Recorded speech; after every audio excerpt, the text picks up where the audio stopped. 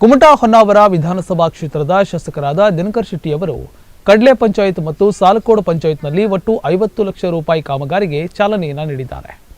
ಶಾಸಕ ದಿನಕರ್ ಶೆಟ್ಟಿಯವರು ಗ್ರಾಮ 1 ಯೋಜನೆಯಡಿಯಲ್ಲಿ ಹೊನ್ನಾವರ ತಾಲೂಕಿನ ಕಡ್ಲೆ ಪಂಚಾಯತ್ ಮತ್ತು ಸಾಲಕೋಡ ಪಂಚಾಯತ್ನಲ್ಲಿ ಒಟ್ಟು 50 ಲಕ್ಷ ರೂಪಾಯಿ ಕಾಮಗಾರಿಗೆ ಚಾಲನೆಯನ್ನು ನೀಡಿದ್ದಾರೆ.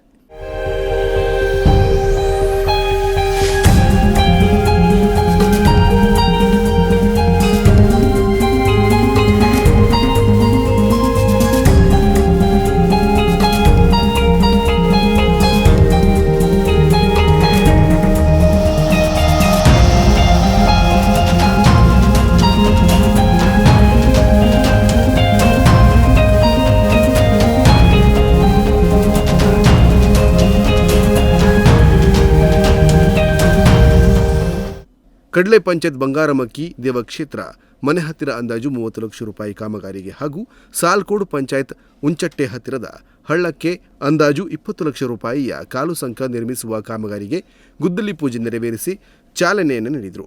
ಈ ವೇಳೆ ಸ್ಥಳೀಯ ಮುಖಂಡರು, ಸಾರ್ವಜನಿಕರು ಮತ್ತು ಕಾರ್ಯಕರ್ತರು ಉಪಸ್ಥಿತರಿದ್ದರು.